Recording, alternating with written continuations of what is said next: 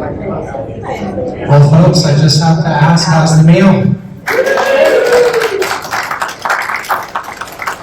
As I said to Osilada just a moment ago, I'm available for weddings, bar mitzvahs, funerals, any kind of party you need to cook at, just call Tomko. Just maybe after the election, I'm a little busy at the moment.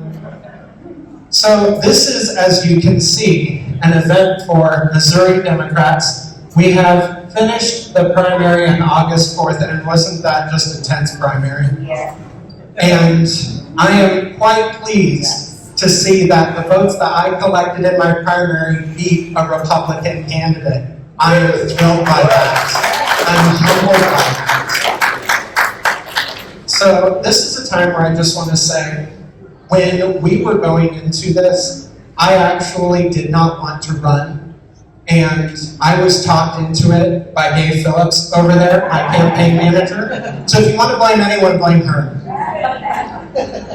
But I am thankful actually that she got me into this, because throughout my filing in February, leading up to the primary, even leading up to today, I have met so many great people in Marion and Rawls County, and I am forming friendships that I am sure are going to last a lifetime. And I know that when I secure a win in November alongside Tia Stice and Nick Miller,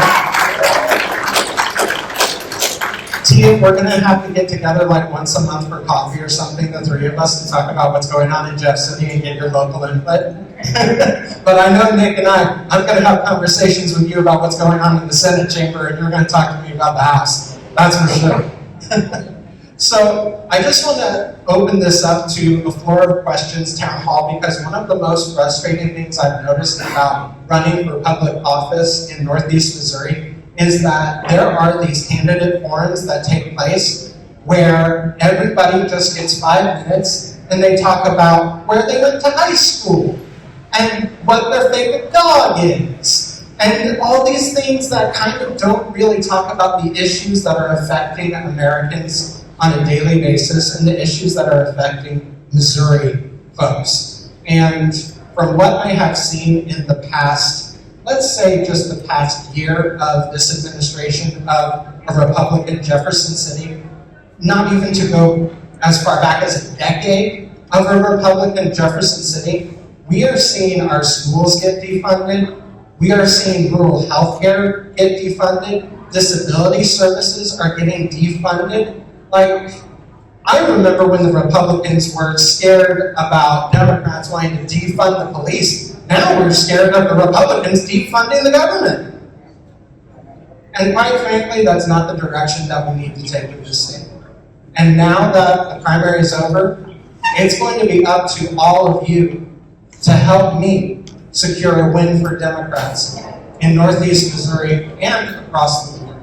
Because what we really have to do is get together to repair the damage that has been done, to actually get us back on the path that we used to be, where the state budget was in a surplus, where we didn't have to worry about kids not having enough money for lunch at school, where we didn't have to worry whether or not our services are going to be covered under insurance, and having people worry that I can't go to the hospital because I can't afford my deductible. That needs to stop. We have to get back to caring about the people of our state, and it's not going to be the moderate Republicans who get that done. It's going to be the Democrats of Missouri that deliver for Missouri. So that's what I'm excited to see. So now onto the social experiment, a town hall. I want to answer questions candidly because I have not been given cards in advance of what these questions are going to be. You don't even know what you're going to ask me, which is going to be even more fun. But raise your hand. I'm going to bring the microphone to you. Ask me a question, and we're going to get some answers. This is more of a comment than a question. We're seeing that you had more votes than the Republican nominee. I don't know if you realize it, but I'm from Rawls County. Most of the Democrats voted Republican ballot because that's where all contested races were. So you can add a bunch of Democrats that didn't come out or couldn't come out for you because we had to vote on the Republican ballot, vote against somebody that So that's actually pretty interesting because I didn't know what an open primary was until I moved into this state. And I was joking around with Gabe Phillips just moments ago, and I said, you constantly hear from the federal government of this idea of rigged elections. And then I hear about these open primaries, and I said, if you want to rig the Republicans' election, this is the way to do it. But moving on, do I have any more questions for the town hall? Yes. I know you're fully what about vaccination? My lips are about burning. It's good though. RFK and So thank you for that question. I have been administering hemodialysis therapy for 7 years now. And I was a hospital chaplain at Hannibal Regional for 11 years and received the Chaplain of the Year award from CEO Todd Ahrens in 2017. So when it comes to vaccinations from the federal government, we actually see that state governments have been proportionally responding to what you may consider lax guidelines, whereas you have states like California, Oregon, New York, Illinois, that are saying if the federal government is going to roll back this mandate of vaccinations for childhood vaccinations, for adult vaccinations, and they work, then what we can do as states is respond by saying, we're not going to force mandates of vaccinations. We're not going to force anybody to do anything. But we're going to keep the guidelines legitimate and maintain the guidelines that we always had prior to the existing administration. So in the House of Representatives, we can actually pass legislation that offer these guidelines from the scientists, from the doctors, from the health community, even from the WHO. And we can take all that information and give it to the Missouri Department of Health and Human Services and Senior Services and say, let's go ahead and publish on the website, let's get material out there that say, these were the recommended course of vaccinations for children and adults during this period of time, and we support your right to choose for yourself whether you follow this guideline or the federal guideline, but we're going to supply all the information that we can on the internet and at your local health department to instill that, no, there are two options, the federal and the state, and it's going to be my mission as a healthcare worker to make sure that the state continues to offer health guidance on vaccinations that is backed by the scientific community and the international scientific community. Does that answer your question? yeah,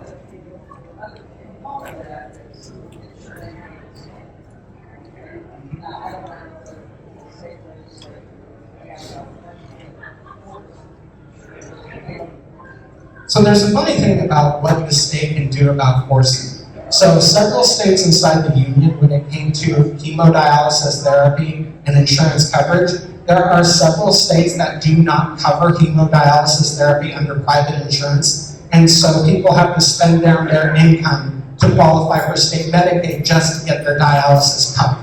Because Medicare covers 80%, and that 20% is on you, which can amount to $4,500 per month if you don't have secondary insurance that covers your dialysis therapy. So what California and several other states did was a mandate.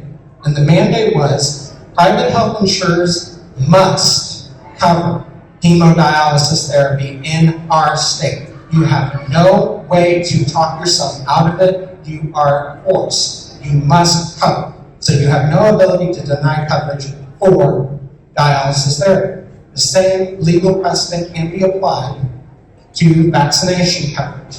So we can pass a bill in the House and the Senate that says private health insurance companies are directed to fully cover vaccinations so that there is no out-of-pocket cost. The legislature can do this if there's precedent for it. Any other questions that we have for our town hall?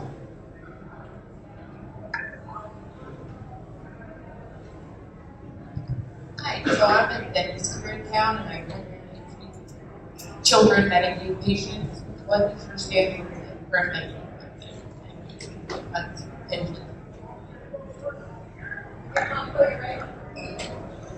So she was talking about cuts to Medicaid for dental services for children and also adults, by the way, because everyone is affected under Medicaid, children and adults. So if you have an aging relative that needs dental work and they are a Medicaid patient, or you have a child, and you have a situation where because of Republican tax cuts, they have to cut the budget in order to try to balance the fund for the loss of revenue that the state has. So they make cuts in education, healthcare, disability services, so the cuts always go into social services. So, to answer your question, I'm not on board with cuts to Medicaid. If you go to votefortomko.com and you look at the 13 pages of detailed outline, I know people don't like reading anymore. They want a 30-second video of me talking, but read first. But when it comes to the Medicaid budget, we never should have cut taxes to the point that we had to cut the budget. The very first thing that I have to do with the Democrats and the Republicans is to negotiate the full repeal of all tax cuts across the board. If there is a tax cut for corporations, for the wealthy, for capital gains, we need to wipe out all tax cuts. And as Senator Bernie Sanders has constantly said, we need the millionaires to pay their fair share. Once you fix the deficit of revenue from taxation, Medicaid gets the money back. Education gets the money back. Disabled services gets the money back. Once we actually eliminate these tax cuts that have not benefited the working class in any way, shape, or form, we can get ourselves back into a surplus, and we can get back to the priority of taking care of the people of Missouri. Because even if you have Obamacare, which I've had Obamacare for more than 14 years, I love my Obamacare. It paid for 2 hernia surgeries that I had. But quite frankly, the deductible gets higher, the out-of-pocket gets higher, and the co-pays get higher. And my plan, as outlined, once we repeal the tax cuts and we get ourselves into a surplus, I'm going to sponsor a bill that changes the income cap for Medicaid for individuals from $1,600 per month to $2,600 per month, increasing what they get to keep. Because if you have a senior who's collecting Social Security and they have to pay into a Medicaid spend down just to keep their Medicaid, they're out $1,500 every single month, and that's their retirement that they paid into for their entire lives just to give it to the state of Missouri, because they're not able to afford giving it to the private health insurance companies so that their CEO can make $16 million a year. It's wrong. So the fastest way to solve healthcare in this state is to increase the cap from $1,600 a month to $2,600 a month. You're going to get more people off of private health insurance onto state health insurance, and the taxes will cover it, and we'll finally get people the health care that they need to actually rebuild their lives. Because it doesn't make sense to me as an individual that you don't, as a government, want to cover health care, because you need your labor force to be alive in order to work, in order to produce revenue and pay taxes. The less people that are alive, the less taxes you get. Doesn't that just not make sense at all? So we should be covering health care to keep our citizens alive. Any other questions?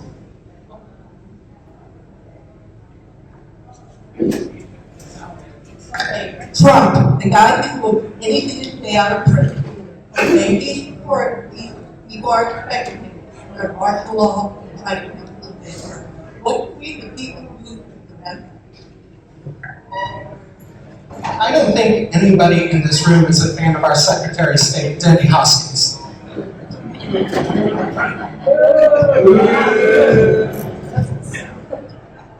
You know what?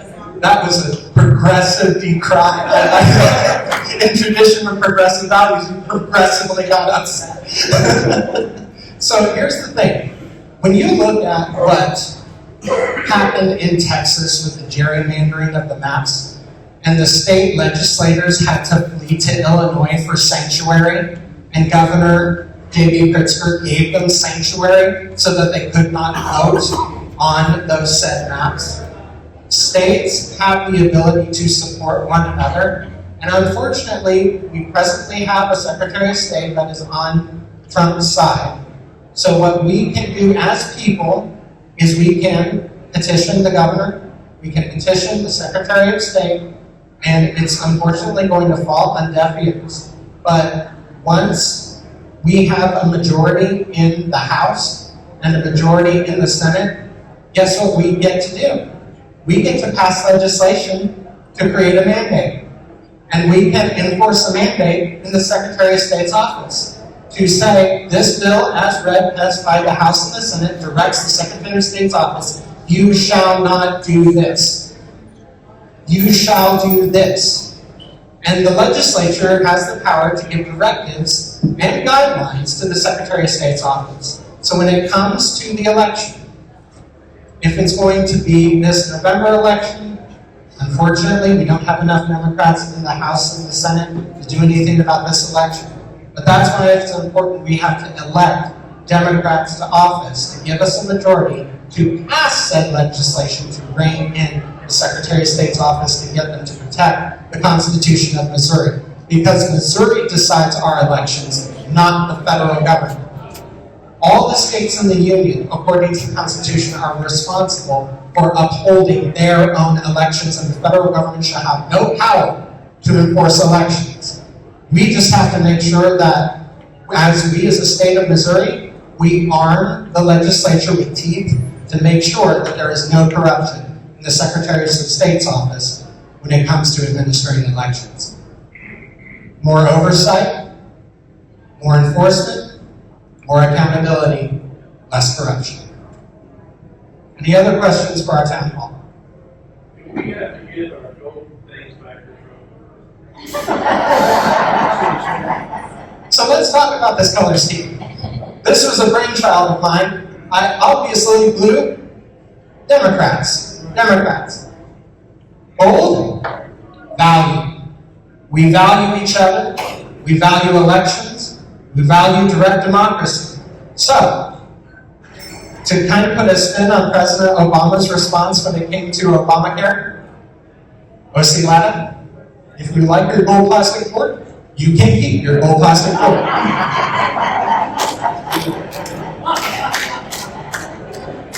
Any other questions for our town hall?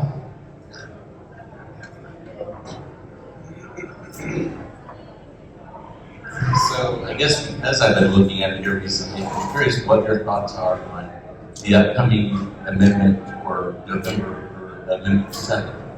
Can you describe it? My understanding is that's where the state of Missouri would deposit money or invest money to hopefully, and what I read was approximately 100 to 125 years, be able to have enough money deposited that it would generate what the current general revenue is of $13 billion.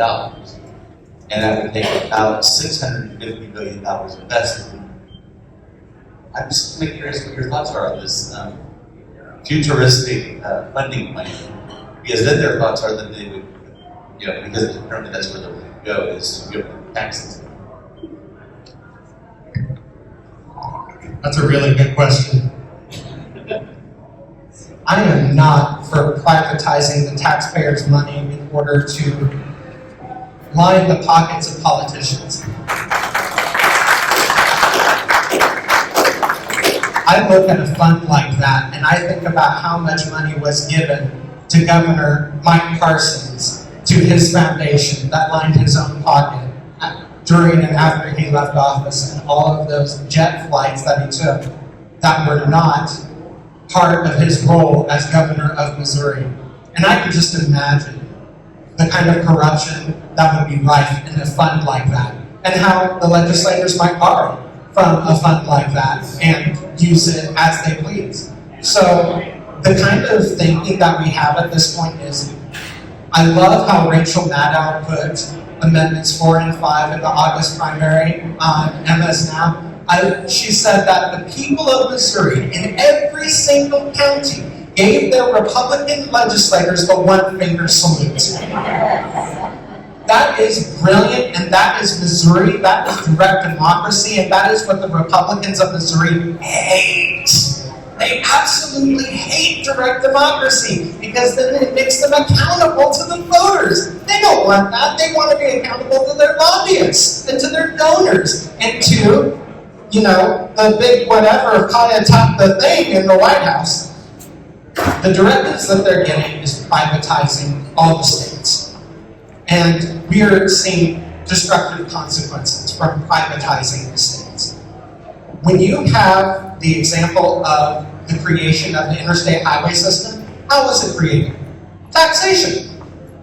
How have we as a country benefited from the creation of the interstate highway system? It's incalculable how much we have benefited from the interstate highway system. When taxes are spent responsibly on, and you know what, I'll go ahead and admit the dirty secret, because I've been running for office now since my filing in February, and I've been getting information out there, and I've been trying my best to get people to get to know me. I used to be a Republican. I was on the Republican Central Committee in Marion County for years. And I left in protest after I voted for Joe Biden. And I said, it has become apparent to me that the Republican Party of Missouri is against direct democracy, and they have launched a war on Medicaid. I cannot stay attached to a party that has taken this position.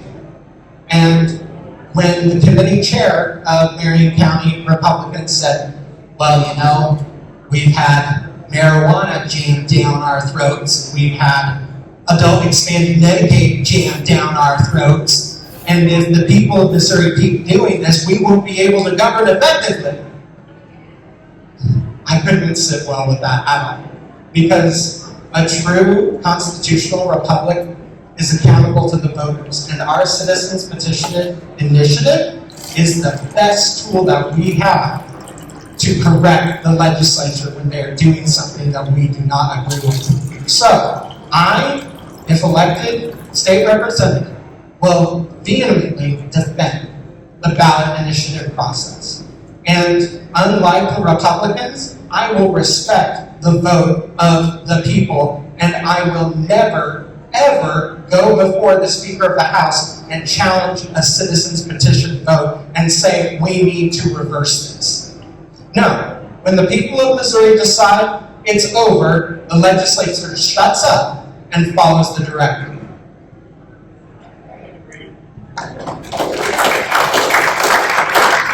School starting, and lots of school districts are having families that haven't been able to afford to pay lunches. I'd like to know what you think we can do about that problem.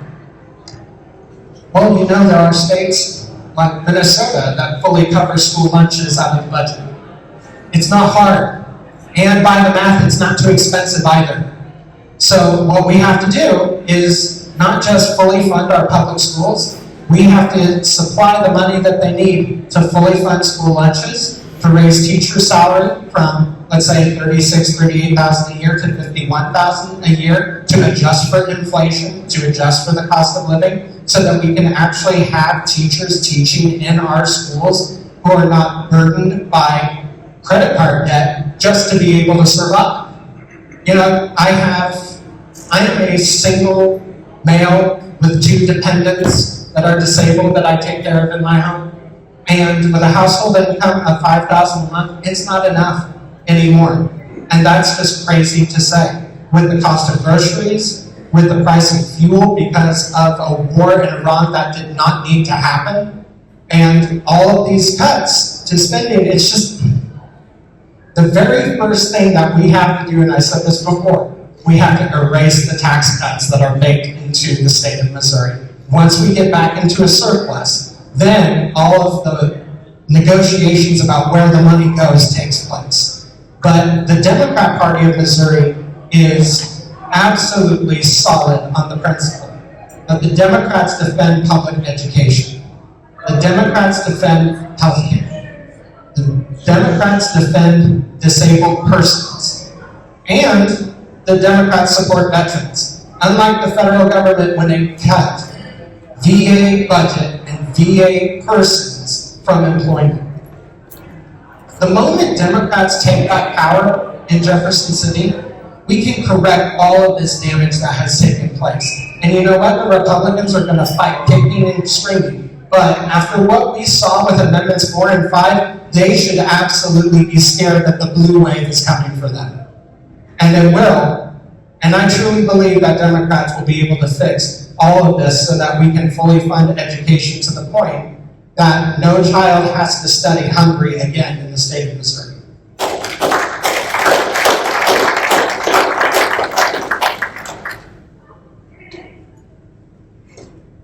So what about the voucher program and funding parochial schools with our public education dollars? What's really funny about this town hall is it's not live, but I'm going to be uploading it to YouTube and Facebook, and I will be disabling the comments later. But the thing about school vouchers and most scholars, I was looking at the application process for most scholars to actually receive tax dollars to private schools, and it is extremely confusing.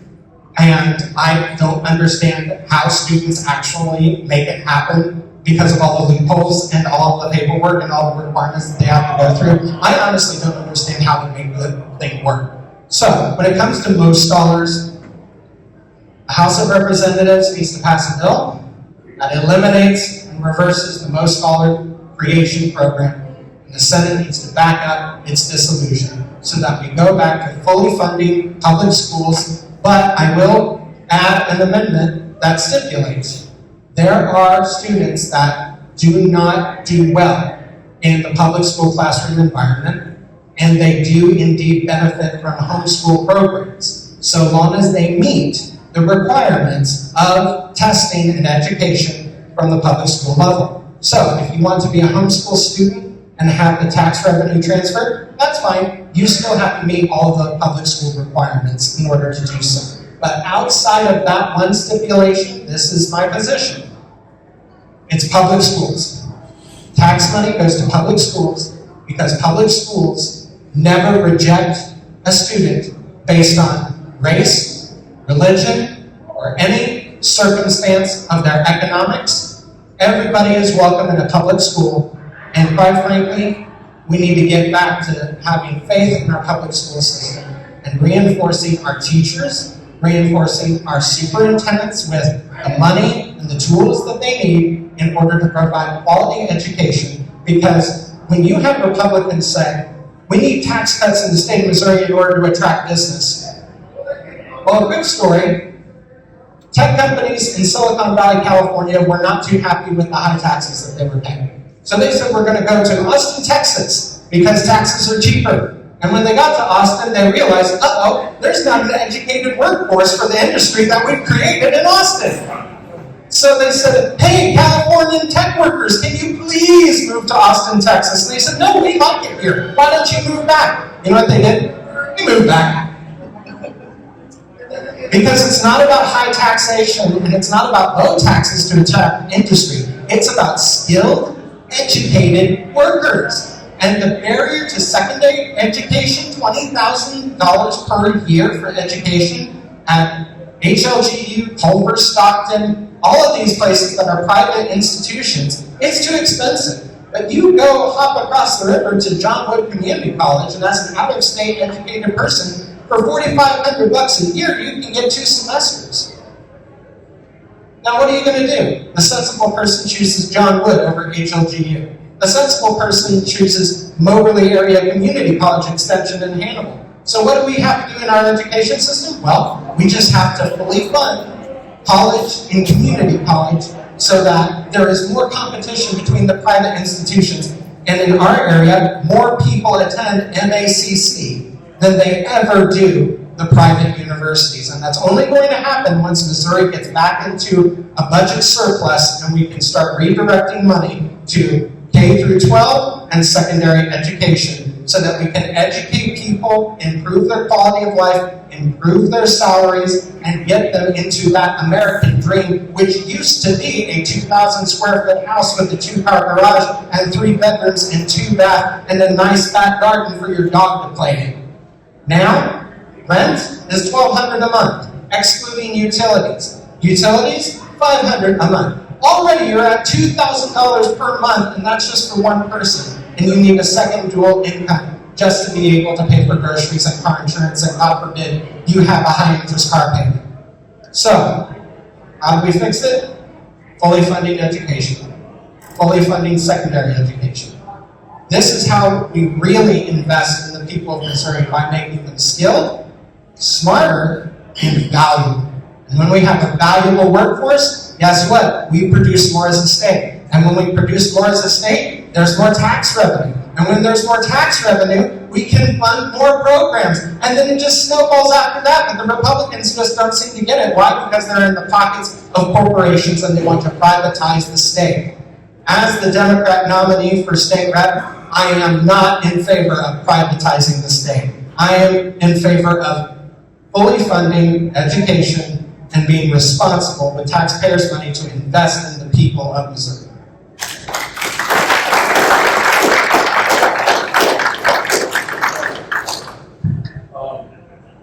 You were talking about community colleges. I just read that Lynn Tech and Ozark is #1 community college in the whole country. That's pretty awesome, but I've just got one problem with that. It's not here. Right, it's not here. It's good for them, it's not so great for us. So, as your state representative, my ambition is going to be Marion and Rawls County first. I'm going to go in there armed with legislation that directly helps Marion and Rawls County. And one of the things, as a healthcare worker, who asked me about healthcare work? That's right. As a healthcare worker, there's only 400 beds in Fulton, Missouri for mental health check-ins. Our mental hospital is only 400 beds for the whole state. Now, some of the private hospitals will supplement, but quite frankly, just spitballing an idea out here, if we want to create more jobs in Marion and Rawls County, why don't we open up a second mental hospital in the area for 500 beds and create 2,000 jobs? Wouldn't that be awesome? We could employ CNAs, we could employ nurses, we could employ doctors, we could employ janitors, we could employ plant operations, we could employ contractors to build the facility. Light Construction would love to build another hospital in the area. And that's what's called economic stimulus, people, with reasonable government funding. So let's go ahead and stimulate our economy by funding creation of industries that benefit everyone. And so if I can propose a bill that gets passed in the House that goes on to the Senate with Nick Miller's support, maybe we could actually open up another mental hospital for the state in Northeast Missouri and create more jobs and help the people that need the help. Instead of sending them to prison for a timeout, we actually get them the clinical help that they need, and it benefits our economy by creating jobs. Another question? What is your take on the fate of 2 proposed ballot measures for November, gerrymandering, congressional maps, and the constitutional amendment limiting that the legislature's been doing? So you're talking about the 2 ballot measures that Denny Hoskins is fighting in court right now.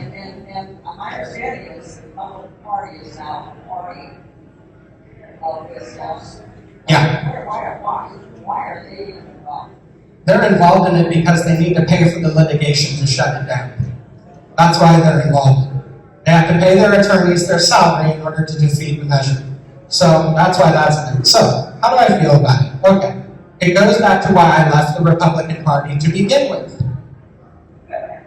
The ballot initiative is the most important tool in our Constitution to correct the legislature. So every time the ballot initiative passes, I say, yes, sir, may I have another? And we are obliged to follow what the voters decide for our Constitution, for our propositions. for the directives that they give the state. So when it comes to this problem with Denny Hoskins, hopefully it gets defeated in court and the judges do the right thing. But I am absolutely in favor of that initiative to curtail the powers of the legislature, to limit their ability to overturn ballot initiatives. I know this because I signed the petition. I signed that petition, and I am absolutely in favor of that ballot initiative being the greatest tool that the people of Missouri have in our Constitution to enforce our will on the legislature. And you know what? After 4 and 5 passed and Governor Kehoe said, we have more work to do, clearly he didn't get the message. So how bad are you negative, bad of Republican sense of that? Because how many voted for, how many 1% or something like that? There were plenty of Republicans who voted in favor of 4 and 5 and getting it on the ballot and making sure that it passed. There were a couple of splinter groups that voted no. Some of them won their primaries, some of them didn't. And then some of them changed their mind. And some of them changed their minds.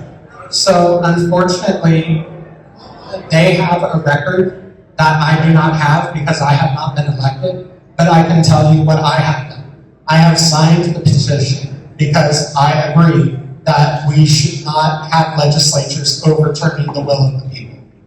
And that's all I got because I'm not elected. I don't have a record for you to critique yet. But once I have a record on the House floor for you to critique, I can guarantee you I will be holding town halls every single month during legislative session so that I can tell voters how I voted and why and how they feel about how I voted instead of hiding in my house wondering what the people think of me.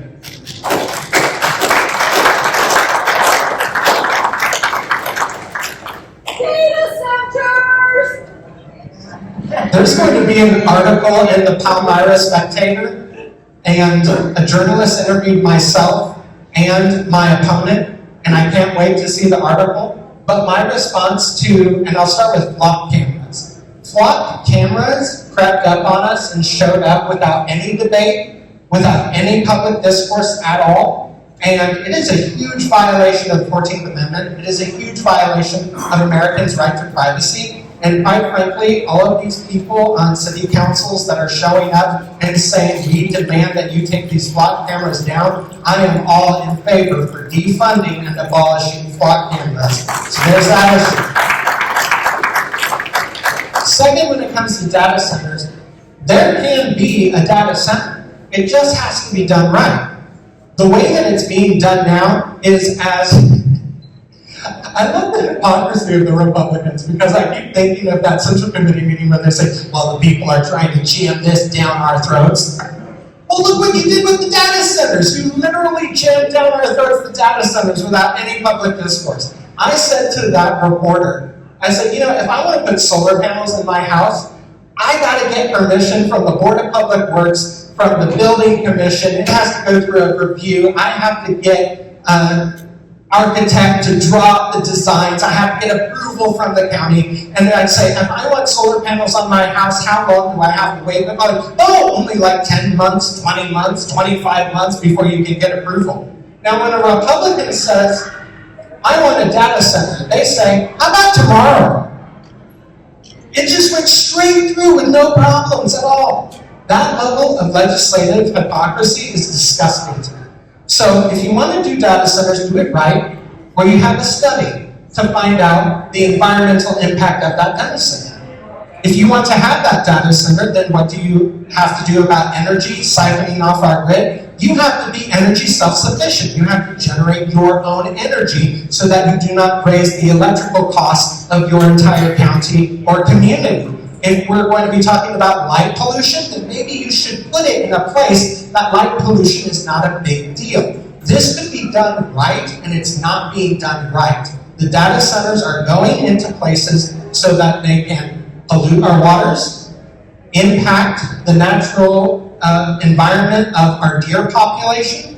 Our fishing is affected. Our communities are affected through the humming noises if you are residents that is nearby. I mean, your own property value, if a data center is built nearby you, plummets. And your property, if you own your own home, is the primary retirement investment that you have that is supposed to build equity so that one day you sell that house and retire to the Villages, Florida with a nice bag of cash.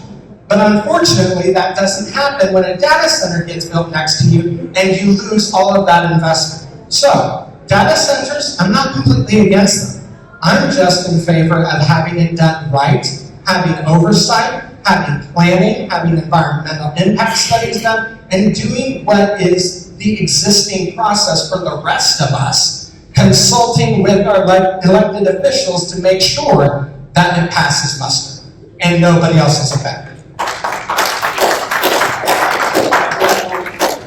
I don't know if you're aware of it, the last legislative session, there's working toward a proposal that was bipartisan to study instead of rush data centers. And I would take it that you would sign on to that. Oh, absolutely, I would sign on to that, because if AI is going to be the competition that we lead in our economic GDP, it just has to be done right. It has to be done with community input, it has to be done with study, so that we can protect people's livelihoods, we can protect the environment, and we can make sure that having a data center in our area does not increase our own cost of living and does not impact our quality of life. Other town hall questions? Yeah. You may have asked this, I might have an idea of how you're going to go with it. What is your thoughts on how Missouri currently funds, or sometimes it doesn't fund as well, services, especially for people with, like, say, developmental disabilities? Because I know, like, this past year, there was a big, our governor, his recommendation was to cut $80 million from the DMH budget on the PD side. And I can know that specifically because I work in that area. And fortunately, between currently phone calls with veterans and the legislature, we put that money back in. But really, up until he signed the budget, we weren't sure it was going to be to, because a year ago, they had negotiated originally a 6% increase for the PD. And then the legislature negotiated down to 1.5%. The governor vetoed it as part of his package to keep chiefs. My thought was when the chiefs left, we should have got 1% package. But anyway, I'm just curious what your thoughts are. So when it comes to all of those cuts that we get inside the budget, once again, the Republicans made cuts because they reduced the revenue on purpose to benefit corporations and the wealthy. So once we reverse that, we get more funding. And when it comes to disability services, there are extremely admirable programs in Marion and Wells County. I can think of Abilities that is here in Hannibal, and Abilities has lost revenue. Marion County Health Department, they have lost revenue. And this comes down to the basic formula of Republicans want tax cuts to reduce revenue, and then they cut spending to accommodate the deficit. And it's this downward spiral that leads to defunding the government and defunding social services. They always go after social services and education first. So the solution, it just comes back to that bill to eliminate all of the cuts. And once we get Missouri paying its revenue share that it used to, and we have a surplus again, the most important aspect of your question, I think, is that enough Democrats are elected in the Senate and the House for a veto override. I think that's the solution to your question. Once we get enough Democrats in the Senate and the House elected with a majority, we get to vote by numbers for a veto override. So if we have a Republican governor that is MAGA, we have a Democrat Senate and a Democrat House, that when the governor writes that veto, we have enough Democrats in the legislative body to override that veto and shove that down the governor's throat.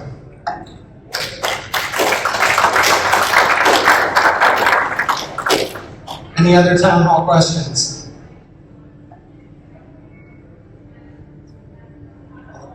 Would you kind of explain as far as the three and stuff for the November election on the deal with abortion and women's rights and things like And what is the situation now? What would it be compared to if it would pass? Just kind of a general. So, number 3 on the November ballot was written by Republicans to reverse what the people of Missouri had already decided with the Citizens Initiative petition. And that is to undo women's health care rights. Now, I had a very intellectually engaging conversation with the president of the Marion County chapter of Right to Life at the Marion County Fair. I'm not going to name names, you can just look them up online. But in this conversation, this person said to me, you know, I can't come to terms with how you can be a chaplain and support abortion. To which I responded, well, because the Catholic Church with Pope Pius IV reversed 3,000 years of biblical tradition that life is in the breath. Life starts at first breath, it does not start at conception. So I'm just sticking to what the Bible has already said and what the Holy See, the Vatican, has reversed from what the prophets were already handing down to us. Now that is a biblical perspective. From a biological perspective, you can ask any nurse in the state, giving birth, sorry, close your ears on this one, you're not going to like this. Giving birth and having a child is still a dangerous medical experience. There are complications that take place all the time, and they are various, which is why it's so essential to follow up with your doctor and to have regular check-ins and to always be sure that your pregnancy is following through good, because there are so many complications that can take place that not only can your baby be endangered, but your life can be endangered, especially if you don't monitor your health and it creeps up on you. So from the number 3 perspective, nurses in Missouri should not vote to reverse what has already been passed, because we have to preserve women's health care rights to defend their lives. And people will say, well, what about the life of the baby? You know what? As a pastor, as a hospital chaplain for 11 years, life begins at first breath. I can give you the Bible verses, I can give you the theological doctrine, I can even give you the medical science. I even said to this person, you know, if you give me a corpse and give me a scalpel, I can go ahead and go into that brain, go to the cerebellum, and I can make that body make all kinds of movements that I want, because it's just electrons and nerves. That's all it is. So when people say, oh, well, the baby's moving inside, sure, yeah, that's the baby growing. That is in response to biological growth. It is aggressive, it is violent, and it is beautiful, but it is also dangerous if complications should arise. So I defend a woman's right to decide for herself what kind of health care she requires, and quite frankly, no man in Congress should have the right to vote on women's health. They should all abstain from that vote. Every man should abstain from the vote on women's health care rights. Any other questions?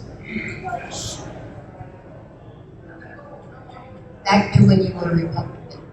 I want to know if that's your mom.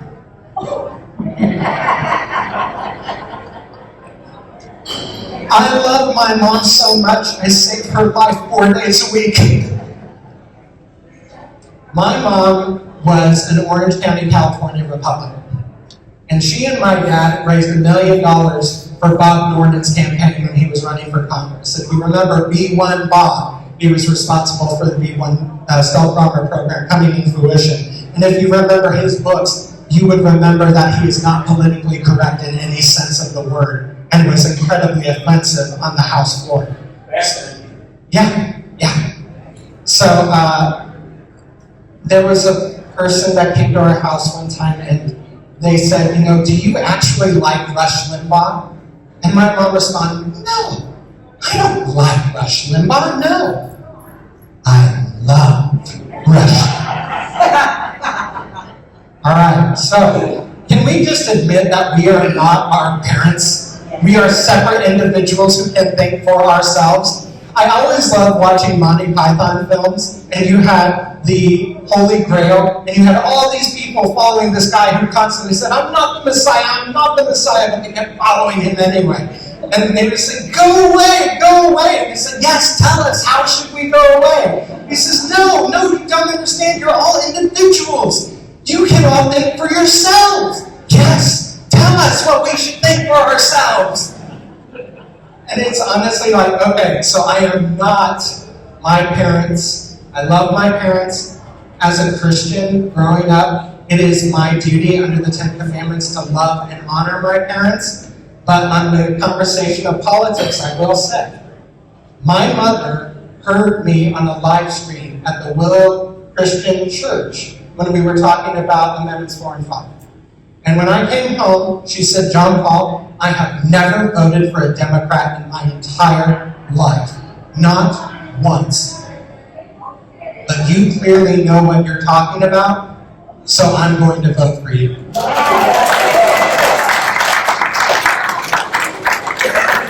Now, this is what it's going to take in this election. It's going to take us talking to our Republican friends, our Republican co-workers, our Republican family members, and it's going to take conversations about saying, hey, you know what? I know that you're a Republican, but check out this lady who's running for collector. Check out this dude who's running for state senator.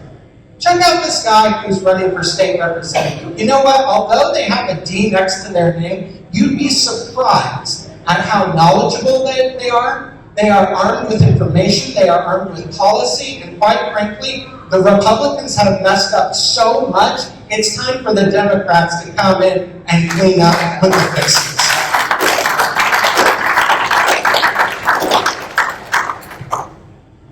I know this from being election judge, say, you get people that come in all the time, how they vote. They probably don't even know why they vote Republican. But they do. They've been doing it so for 30 years. 30 years ago, there was more Democrat than Republican in the county. But I think they just don't know. It's just out of hand. To have them come and listen to you, that'd be fantastic. But, So I don't want to publicly shame or humiliate anyone. I would never do that in my entire life. But look at how many empty seats are here. We were ready to fill this whole room. And I sent out emails. Dave Phillips sent out emails. We sent out Facebook notices. Some people even called. And some people turned out. Others didn't. But this is the turnout that we've got, folks. We need to be filling the rooms. And if they're not going to show up for some sweet jambalaya, they don't know what they missed. And the salad. It was not from Taylor Farms. You are safe. So here's the thing, folks, and I don't want to take up any more of your precious time because I'm sure you want more dessert and you want more food. But I am really glad that we hosted this event, and from the decorations to the food to the participation, I'm glad that we put this on. But quite frankly, we needed to pack this house. We need to be talking to our Republican people in our lives and sharing with them. I understand that you were raised this way, and I understand that these are your values. But let me tell you about a guy named John Paul Tomko. He used to be a Republican, and he left for very good reasons. And I'm sure if you went onto his website or you looked at his Facebook page or you even called him in person, he'd tell you that the reasons that he left for were legitimate, and he has solutions to fixing our state. Because as a representative in the House, you don't just represent your 2 counties or your 3 counties or however big your district is. Every vote that you make affects all of us. And quite frankly, I want to bring an end to the culture wars that the Republicans started in Missouri of us versus them. And it's not just Republicans and Democrats, it's rural versus metropolitan. Right. I heard one Republican running for state senate, and he actually said these words: those people in the People's Republic of Colombia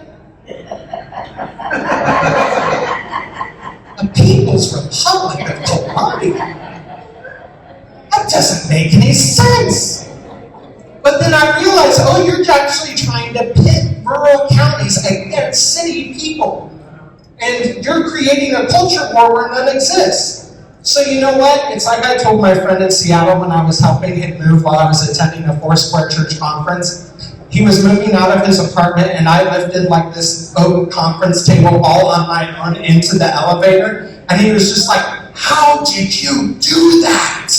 And I responded, Missouri strong. St. Louis, Columbia, Kansas City, they're part of us. They are our people and we are their people. And we have to grow beyond these distinctions of rural and city. We are all one Missouri and everything that we do affects someone else. And so it's time for our legislatures to be Democrat majority and make decisions for the common good. Not the greater good, the common good.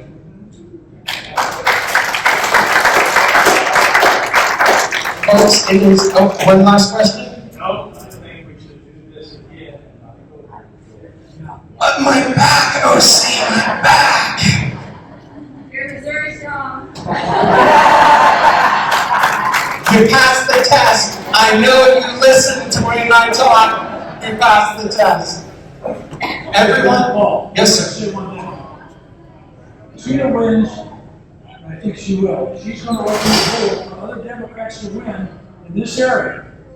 That's important. Nick wins. You win. That's contagious. That'll start more Democrats winning. But they need money. All of them, they need money. So please give them what you can. Yeah, I don't know if you noticed from the advertising that this event was called a fundraiser. Apart from the free meal, this is a fundraiser. So if you want to contribute to my campaign, please contact Dave Phillips right there. She's got a bag, she's got a notebook, she's got all this stuff set up for receiving contributions that you've already given. Thank you, it goes a long way. I know that when I was talking to Steve Ayers about my candidacy, he said, what can you bring to the table that other Democrats haven't brought in your candidacy? My response? Fire truck.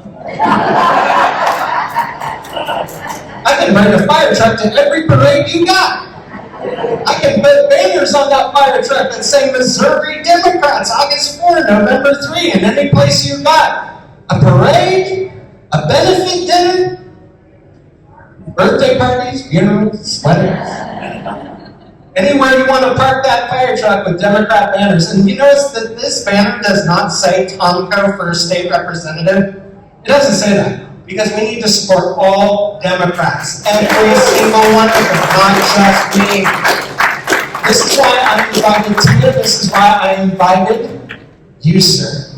You're going to make a great state senator. I honestly believe that.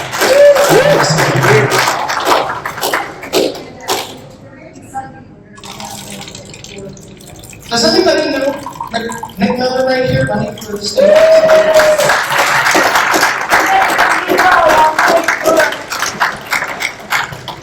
Thank you guys. I didn't really plan to speak or anything, but yeah, I'm a state senator.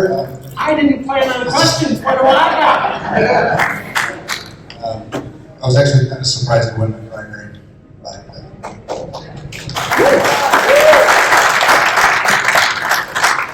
I did end up winning it by a fairly large margin, so that tells me you all have faith in me, and there's a lot of pressure on me, and that's where I enjoy being. So I hope to be in Jeff City working with John Paul and Jay. Paul, why do you do this to me? It's training. We're supposed to have practice. Do this. No, I want to be elected to serve the public, like I've been doing for the last 32 years, and serve my constituents with dignity and respect, which they're not getting right. So that's exactly why I signed up. Thank you.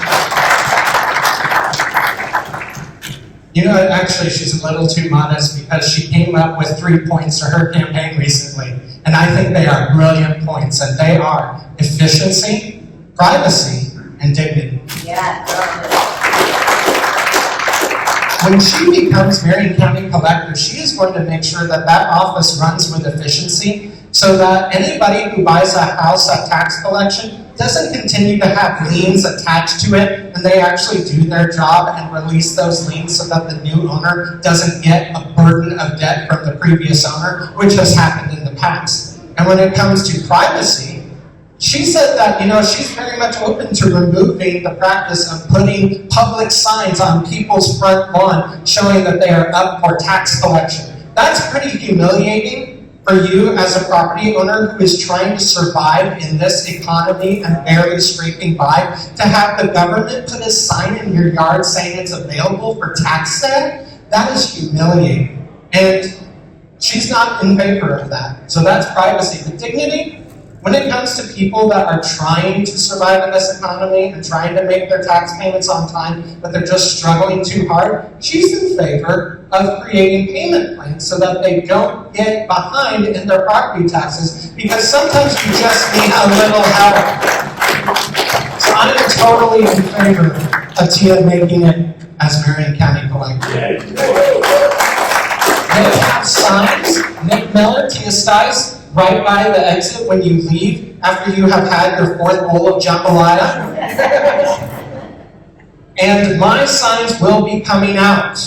The reason why there have not been signs is because I am not a wealthy candidate. I can't fully fund my own campaign. So it's this event that helps me to have signs ordered to purchase ad buys in this election, because I do not want it to be said that John Paul Tomko didn't try hard enough. Because believe me, I'm working it. I am going out there, I am talking to people, I am putting on events like this, I am creating banners, I am in parades, I am doing online, I'm trying to do everything that I can and go above and beyond for the party to have the next Democrat become state representative, because the last one was Judge Rachel Bringer-Shepherd. I highly respect Judge Rachel Bringer-Shepherd as a legislator and as a jurist. And I would love to have the honor to be the next Democrat, to follow her shining example when she was a legislator and serving the people for the common good and actually backing teachers, healthcare workers, and people with disabilities, seniors, and working class individuals that want the American dream right here in Marion and Rawls County. Folks, I want to thank you very much for coming. I want to thank you very much for eating the food that I prepared alongside, sir, thank you very much for helping me today. Wouldn't have pulled off without your help. So I hope you enjoyed this event. I hope that this was a learning event. I hope that you signed up to have Tomko for state rep signs put in your yard. And I hope as the weeks go on, you will continue talking to people about John Paul Tomko so much that they discover not only are you blue in politics, you're blue in the mouth from talking about Tomko so much. So, yes, Tabitha. I also wanted to say, you can go to Act Blue and search your candidate anytime, every day or night, and give right through Act Blue to any candidate, any Democratic candidate running for office. Even $5 helps. So what's really cool about votefortomko.com, show of hands, how many people have been to votefortomko.com? Wow, we really got to do better. But if you go to votefortomko.com, I've got cards in the front table. It shows how you can get to that website. I have a legislative agenda published with all 17 pages there. I have a donate button through Act Blue. I have a community flyer that you can print and post like your missing dog in your neighborhood over on polls or something like that. And I have a bunch of other resources available on votefortomko.com. So you can share that with people on email, on Facebook, on text message. I'm trying to get out there all across the internet. But it's going to take your participation that gets me out there. I can't do it myself. Great Democrats have been elected in this country because they had a coalition of people that believed in them. And it's going to take a coalition of Democrats and Republicans and independents that vote blue come November to do good and the common good for all the people of Missouri. I thank you for your time. I thank you for your participation. My name is John Paul Tomko, and I am running for state representative in District 5.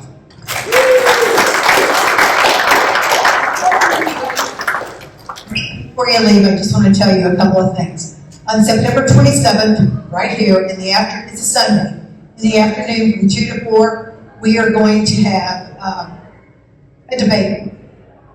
It's going to be Tia versus her opponent, Donna, and then John Paul with Roth McIlvain and Nick Miller, and I've asked Greg Sharp, and he has not responded to me. So even if Greg doesn't show up, I want you to be here, Nick, because that would just prove that, you were asked and showed up, and, Greg is the loser. Anyway, so that's going on September 27th, a Sunday afternoon, here at the Legion from 2 to 4. I don't have a definite date yet, but it's probably going to either be October 2nd or